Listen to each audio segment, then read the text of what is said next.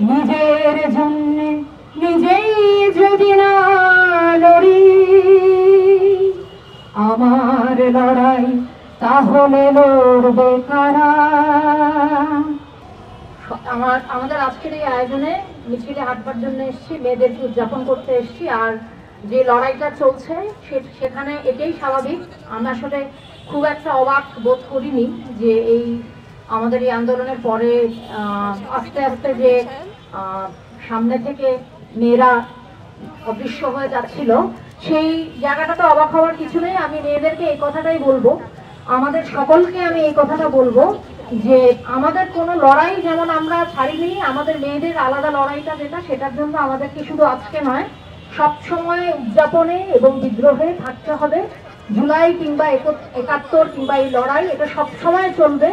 আমাদের রাস্তায় থাকতে হবে, আমাদের রাতে দিনে ভোরে বিকেলে দুঃখে আনন্দে সবসময় পথে থাকতে হবে। রাস্তা যে আমাদের সেটা আমাদেরকে জানান দিতে হবে। আর এই সুযোগে এটা বলবো, বিশেষ করে আমাদের এখানে প্ল্যাকার্ড আছে আমরা নিয়ে এসেছি, সেটা হচ্ছে বম মেয়েরা, বম জাতিগোষ্ঠীর মেয়েরা জেলখানায় আটকে আছে। আমরা বাঙালিরা প্রায়শই একেবারে বিচ্ছিন্নভাবে প্রতিবাদ জানাই, বিচ্ছিন্নভাবে একা একা, নারীরা তো কেউ একা নয়, পুরো বাংলাদেশের সকলেই নারী, তাদের মুক্তি দাবি করি এবং মনে করি যে সমতল থেকেও সেই দাবি ওঠা উচিত সকলের পক্ষ থেকে। আর আমার সবচেয়ে বড় সম্মতি, আমি আমার কি বলবো, আমার কমরেডদের সবার প্রতি আমি 4 লাইন গান শোনাতে চাই আপনাদের। সেটাই আসলে, এত কথা না বলে সেটুকুই আমার কাজ। আমি জুলাইয়ের গল্প বলবো বন্ধু, জুলাইকে কেউ পারবে না নিতে একা। মাটির জন্য লড়াই করেছে মানুষ, সবার সঙ্গে মিছিলে হয়েছে দেখা।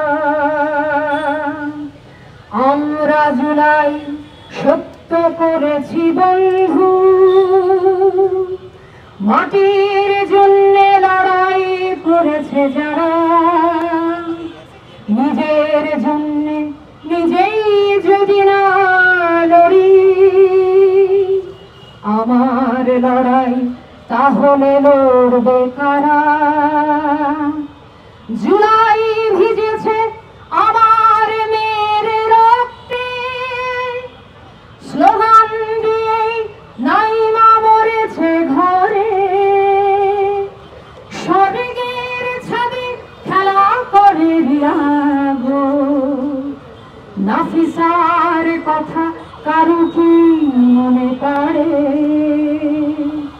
জুলাই ভিজেছে আমার মেয়ের রক্তে, স্লোগান দিয়ে নাইমা মরেছে ঘরে।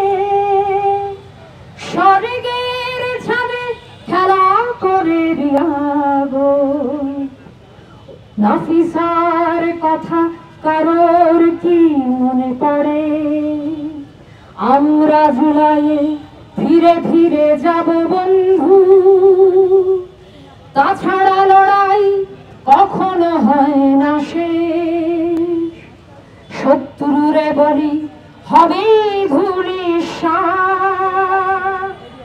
এ মাটির নাম এখনো Bangladesh. For more updates, follow us on Facebook, subscribe our YouTube channel, get the latest update on www.daily-sun.com.